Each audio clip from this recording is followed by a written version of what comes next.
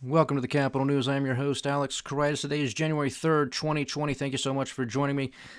Title of today's podcast is Marching Towards War. I hope that is not the case, but it appears more and more likely as we make our way through the news cycle. Today, of course, we were talking yesterday on the attack that killed Iranian General Soleimani. There's a continuation of reports this evening of further drone strikes north of Baghdad, killing additional Iranian militia forces. So this is not a one-off. This is a continuation. Now, of course, this could very well be protecting American interests and American lives. That is the story that is going to be pushed by this administration to the masses. This is very reminiscent of 2003 before we got into Iraq, 2002, 2003. You know, it is the year 2020, and they say hindsight is 2020. Clearly, that is not the case here in the United States of America. There is no appreciation whatsoever for history. And I'm not even talking ancient history. I'm talking something that happened in the last decade.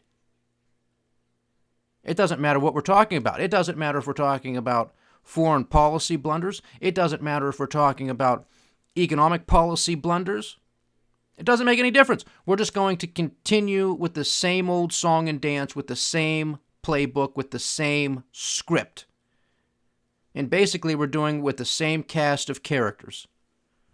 Of course, some of the names and faces have changed, but behind the scenes, there's no doubt about it. It is the same powers that be. It is still the military-industrial complex, alive and well. The draining of the swamp has not even started. The kiddie pool has not even been drained. A Federal Reserve that is out of control. A federal government that is once again spending out of control, trillion-dollar deficits, a military-industrial complex that has just received nearly $3 trillion over the course of the past 3.5 years, and the list continues. That, by definition, ladies and gentlemen, is the swamp. There is no checks and balances. It's all a game. It's all a charade. Everything is a distortion. Everything is a distraction. And of course, some, especially in the media, on the left, are saying, well, Donald Trump did this. He attacked the Iranian general because he wants to distract the people from what's going on with the impeachment process. Could be. That's a possibility. This is highly reminiscent of what Bill Clinton was accused of doing when it came to Iraq, when he was impeached a couple decades ago. Wasn't that long ago, folks. Not even. Not even. It's always in the Middle East. It's Iraq, it's Iran, it's Afghanistan, it's Libya, it's Syria. We have the global protests taking place in those countries, in Lebanon as well. You still have the political chaos and uncertainty that is taking place in Israel because there is not really a duly elected prime minister. Maybe third time is going to be a charm. We will see what happens.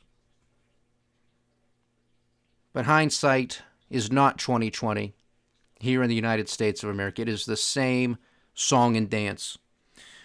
President Donald J. Trump came out this afternoon. He had a rally down in Miami, but he also came out before that rally giving what was really a very, very short speech or comments in regards to the assassination of the Iranian general, basically saying we are not for regime change. This action was not to start a war, but to end a war. Well, I didn't know we were in a war with Iran. Apparently we are. Of course, we have the economic sanctions that have been placed on them under maximum pressure, the maximum pressure campaign that has been on for quite a while, which is probably igniting a lot of the protests that are taking place in Iran, because it's not just targeting the Iranian leadership, it's also targeting the people of Iran. That in and of itself can be construed as an act of war. If that happened against the United States, I can assure you, ladies and gentlemen, we would not tolerate it. But of course, the Iranian people and the Iranian regime, they're supposed to tolerate it because Big Daddy America says so. I couldn't really believe the words that were coming out of Donald Trump's mouth this afternoon because it was so reminiscent of what we heard in 2002 and 2003 in the run-up to the Iraqi War. Same things from George Bush. Even before that, because that was George Bush when he was a candidate for president in 1999 and in 2000. No war, anti-war, no nation building, no regime change. Boom. In office, flip. 180. And we've been paying the price for the past 20 years. And now there's really no end in sight. This is a big gamble by the Trump administration, by the president himself, to do this. No regime change? Are you kidding me? This, by definition, is regime change.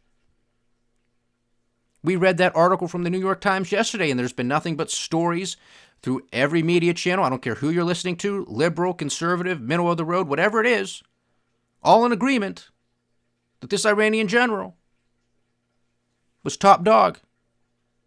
He was in line to perhaps become the president of Iran. That is regime change. Because he was not some idealist. He was not some revolutionary who was going to turn the tide in Iran with a different philosophy. He was going to be status quo. You killed a guy that could have become the president of Iran. That, by definition, is regime change. Not starting a war? Well, I ask this question, ladies and gentlemen. Imagine this scenario. A major general here in the United States of America is in a neighboring country, let's say Canada. He's at the Toronto International Airport. And some Iranian missile comes down and strikes him from on high, kills him. You think the United States is not going to construe that and say that was an act of war? Of course we would, because that's exactly what it is. It's exactly what it is.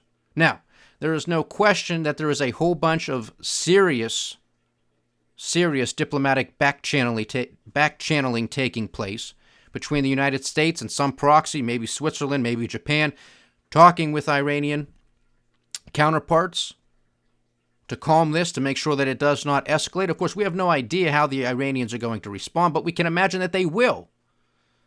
And it doesn't necessarily have to be in the form of a physical attack. It doesn't necessarily have to be a bombing, although it could be. It could be cyber warfare. It could be cyber attacks. It could be a combination of things. And it does not have to take place in the Middle East. God forbid it takes place in the United States. But it could happen anywhere. It could happen in an embassy, a United States embassy somewhere in Africa, somewhere in Asia, South America. It could happen anywhere. It's on high alert. And of course, all of the pundits, all of the politicians today are being asked the question, are we safer today or are we less safe? Depends who you want to hear. Depends what side you come down on. But I can tell you this, the United States State Department is evacuating Americans from Iraq. So clearly, at least in the short term, America and Americans are less safe. This guy was a bad dude. There's no ifs, ands, or buts about it. There are a lot of bad dudes walking this planet. Do we take them all out? At what cost? At what cost? Because we're also told by the administration and the president himself that there was intelligence, very damning and very pressing intelligence, that the Iranians, under his leadership, were about to attack Americans and American interests. And it had to be stopped, and this was the way to do it. Where did we hear that before? There's damning intelligence. We have to respond preemptively. Oh, that's right. In the run-up to Iraq. What was the words? It's a slam dunk, sir. It's a slam dunk. Wasn't that George Tenet, the former CIA director under the Bush administration? It's a slam dunk that Saddam Hussein has weapons of mass destruction. We go over there. Whoops, they're not there. They're not there. Hundreds, thousands of Americans hurt, injured, killed. Tens of thousands of Iraqis killed, hundreds of thousands, if not millions, displaced, turned into refugees, their country destroyed. And remember that, what do they do, that annual press dinner or whatever the hell they call it down in Washington? You had George W. Bush up there joking about it. No weapons of mass destruction under here. Meanwhile, people are dead. People are displaced. Lives are ruined. Countries destroyed. Billions of dollars gone that we didn't have in the first place. Oh, but who cares? Let's have a joke here in Washington, D.C. Very funny, isn't it? This country has been falling apart for years, and we clearly have not learned a damn thing. We are on the verge of World War III. I pray it doesn't happen. I pray I'm wrong in this, but I have told you for months, when all else fails, they take you to war. Oh, and get this. Some of you may have come across this. It was on some media channels. Got to go to the Twitter feed of Donald J. Trump. Back in 2011, 2012. Look out, Republicans. Look out. Barack Obama is going to take us to war in Iran so that he can win re-election. He's playing his own fiddle.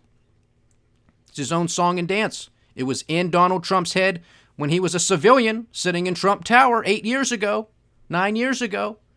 Now he's president, going into perhaps his second term, at least an election year, and he's saying the same thing, or basically doing the same thing that he said Barack Obama was going to do. He was going to get us into a war with Iran so that he could be reelected in 2020. This very well could be a distraction from impeachment. It could also be a distraction from the crumbling economy. U.S. factory activity shrinks the most in 10.5 years. That's the ISM. The ISM manufacturing PMI in the U.S. fell to 47.2 in December. 47.2. The lowest since June of 2009. This is from a reading of 48.1 in November and well below market expectations of 49. 47.2. Anything below 50 is contraction. Anything above 50 is expansion. 47.2. Does the president mention this? Of course not. It's not good news. Just like a whole host of other things that we read off yesterday, and the day before that, and the day before that, and the month before that, and the month before that. Fed liquidity is the golden goose that keeps laying the golden eggs until it doesn't. This is not a real economy. This is all juiced. Tax cuts that were a temporary shot in the arm. Deregulation, that's a temporary shot in the arm. No cutting of spending, by the way. $1 trillion deficits as far as the eye can see, and that doesn't take into consideration any type of recession. If there is one, it's going to be $1.5 trillion, maybe $2 trillion. And if we go to war, God only knows what it's going to be. I'm a little upset, as you can tell. I don't like war at all. I don't think there really is anybody that does. Of course, the military-industrial complex might. You know, that was one of our chapters in the Cynic's Guide to Investing. War, what is it good for? We'll tell you. And we outline it in great detail. It's great for profits. It's fantastic for profits. And if you were watching the markets today and you looked at those companies, Lockheed Martin, Raytheon, General Dynamics, they took off like a rocket. Because that's what they make. They're the ones who make the weapons of mass destruction. Dow Jones Industrial Average gave back 226 points, down 0.8%. The S&P 500 gave back 22 points for the day, down 0.7%. The NASDAQ 100 gave back 71 points, a decline of 0.8%. And then don't forget black gold, WTI crude oil up, trading at $62.80. Brent, the international metric, is at $68.60 a barrel. Meanwhile, natural gas continues its decline, hovering at $2.10 per million BTUs. We have gold, again rallying, sitting at $1,555 an ounce. Silver at $18.01. And then Uncle Sam's U.S. 10-year Treasury, flight to safety, folks, huge flight to safety today. It is now yielding 1.79%. That is Uncle Sam's 10-year note. 1.79%. It was only about a week and a half ago, it was at 1.92. We said there's been a huge disconnect here between what's going on in the stock market with this melt-up and what's going on in the bond market. Well, here we have it, another flight to safety, because who knows what's going to happen. And I think the brevity of President Trump's speech today, or announcement of what took place the other night, is indication that there isn't really a full plan. Just, you know what, I'm going to be the tough guy, we're going to take this SOB out, and then we're going to see what happens. We're going to see what happens. Of course, he did not consult with a whole bunch of people in Congress, but that's par for the course. I'm not holding this against Donald Trump per se. This is what Clinton has done. This is what Bush has done. This is what Obama did. Trump's just a continuation of the insanity. He's just a continuation of ignoring our Constitution. And of course, now it's convenient for the Democrats to come out and say, oh, well, he didn't talk to us. Were you complaining about Obama not talking to you? No. No. You complained about Bush. You see, it's all partisan. It's all politics. They don't give a damn about the Constitution. They only pull that out of their pocket when they need it, when it serves their interests. If they cared about the Constitution, we wouldn't have $24 trillion in debt. We wouldn't have trillion-dollar deficits. We wouldn't have a Federal Reserve. We wouldn't be embarking on endless wars. They don't give a damn about the Constitution. They just want money. They just want power. They just want profits. That's what this country has sunk to. That's where we are. That's where we've been. This is the same playbook, almost verbatim. If any of you are listening to this and paying attention, do you disagree?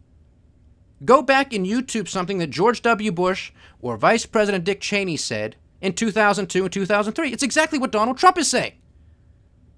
We got to take preemptive action. It's an intelligence report. Well, let's see the intelligence. Why was it so eminent now? Then there's conflicting stories. Well, Bush had the opportunity to take this guy out, but he didn't do it. Obama had the chance to take this guy out, but he didn't do it. And you have some people coming out and saying, no, that's not true, blah, blah, blah, blah, blah. Again, a podcast we did a few weeks ago. Who to believe? You have no idea who to believe. This is war. The first casualty is always the truth. Always the truth. So I don't know who to believe here. This was a bad dude. This is a bad guy. There's a lot of bad guys out there. Can't kill all of them. There's a lot of bad people in this country who have ordered the killings of a lot of people. I'm sure those countries think we're the bad guy. I know those other countries think we're the bad guy. It's just a continuation. It's a dog chasing his tail. What's he going to do if he catches it? That's all it is. We train these people. We train the Mujahideen. That's Osama bin Laden. Now we got to deal with him. Then we take him out, and then you got to deal with ISIS. We play sides. We stick with Iran. We stick with Iraq. Now we got to deal with Iran again. It's back and forth, back and forth. He's my friend this time. He's my enemy next year. Then it's a combination of both because we got to deal with this other idiot. Then we take him out, and now it's back to where we were before. Can't make heads or tails of anything. This is why we were supposed to listen to our founders. Adhere to our Constitution. Do not get involved in foreign entanglements. Very simple to do. Mind your own business. We have enough problems in this country as it is. And we take care of none of them. Not a single one. K through 12 education is crumbling. Secondary education, college is a business. There is no learning. It's more about sports. It's more about facilities. How good does the cafeteria look? How good does the gym look? How good does it look? That's what it's about, not what are you learning. Everybody has a bachelor's degree. You know what that means? They're worthless. They're worthless. But guess what? You got $20,000, $30,000, $40,000, $50,000 worth of debt. Medical costs up 20% year over year, but there's no inflation.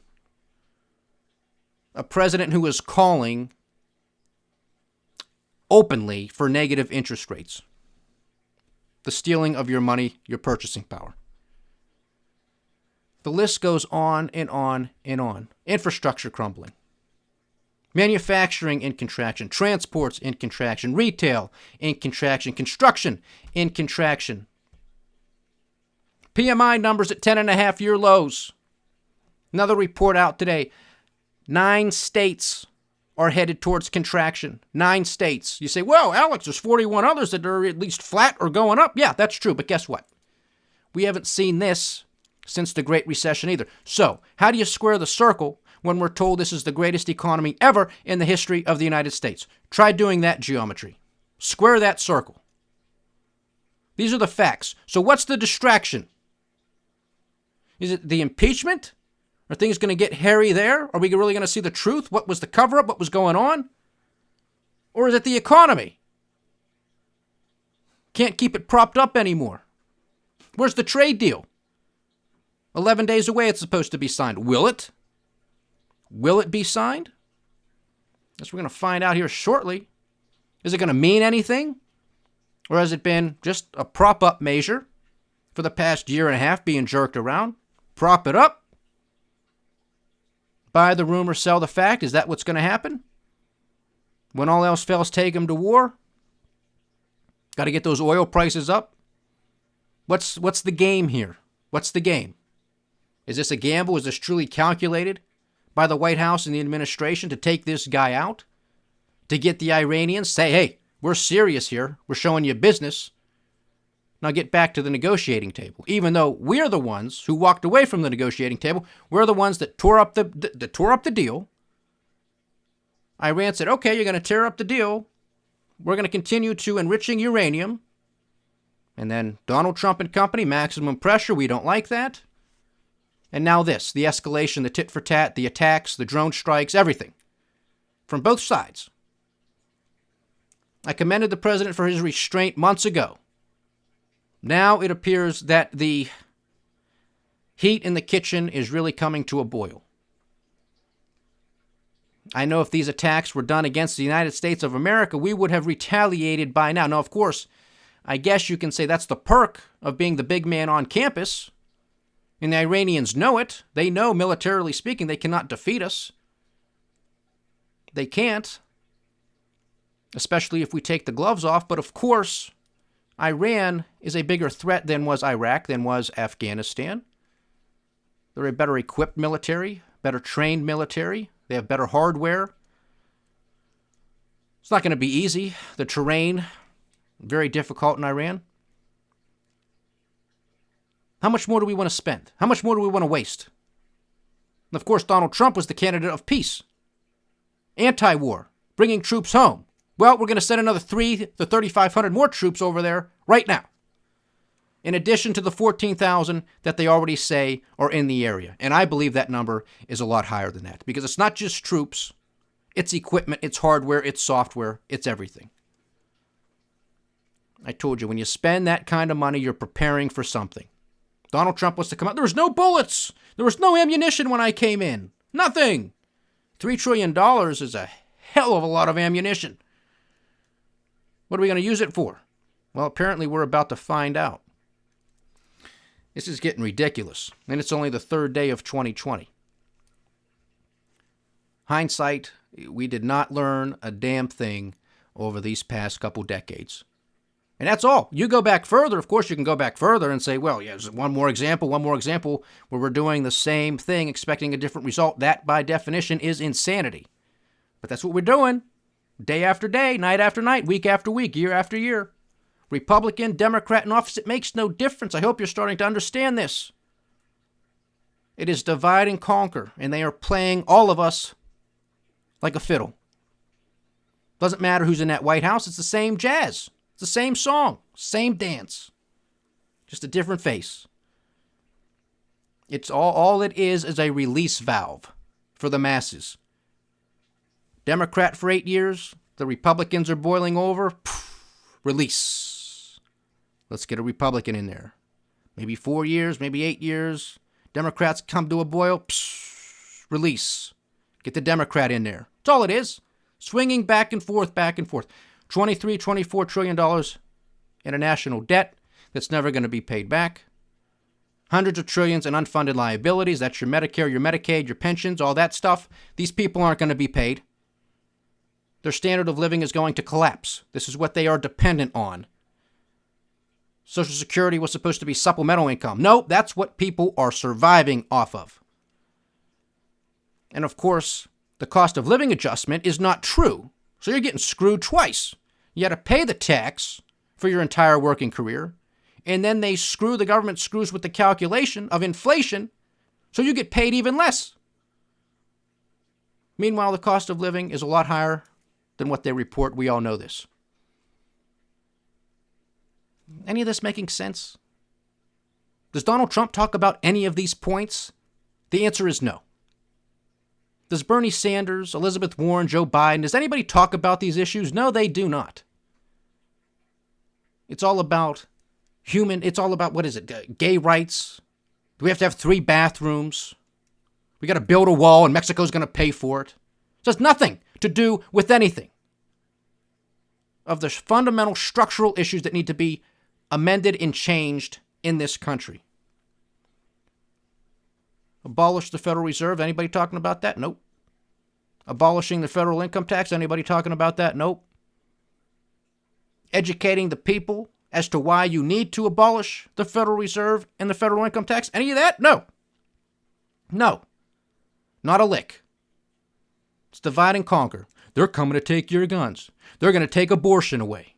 That's all. That's all it is. It's fear tactics. That's all. On issues that have very little to do with anything. Abortion ain't going away, folks. And they ain't never taken guns away from Americans. It's just not going to happen. So get off of it. Get off of it. Focus on the crucial issues that truly matter. War should be at the top of the list because we're about to go into another one. And this, who knows what's going to break out because you're going to have world powers really getting involved. This could be the spark of World War III. I'm not being hyperbolic. I hope this is not the case. I hope I'm 100% wrong. But when you take out a top general of a sovereign nation, it's an act of war. Because if it happened to us, we would be calling it an act of war. No ifs, ands, or buts about it. If this was the chairman of the Joint Chiefs of Staff, be a big problem. Huge problem. Huge problem. This was Petraeus, McChrystal, Schwarzkopf, Colin Powell. Big problems. Huge. What are we going to do next? Well, we already attacked some more people this evening in Iraq. Are we going to continue over the weekend? Who knows? Is this going to be an excuse that Donald Trump can use as cover for a stock market crash or a major pullback? I had nothing to do with this. Nothing whatsoever. Even though I'm the one who ordered the attack. Iran's the bad guys. We got to take them out. With whose money? With whose life? How many more have to die? For what purpose? What are we going to do if we go to war with Iran? What's going to happen? Because we went to war in Afghanistan. We're still fighting that 20 years on. And Taliban is still in power. They have more power than they did 20 years ago. Iraq is in shambles. Their military can't even handle the Iranian threat. Can't even handle their own protesters. Nor should they. The protesters should be taking over. Can't handle that. We're back in there. That's a quagmire. Now, all of a sudden, we think we have the magic sauce to solve the problem in Iran? Are you kidding me? With what money and with whose life?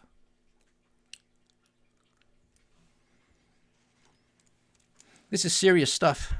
It's only the 3rd day of 2020. How is it going to escalate? How is it going to de-escalate? These are serious questions to ponder.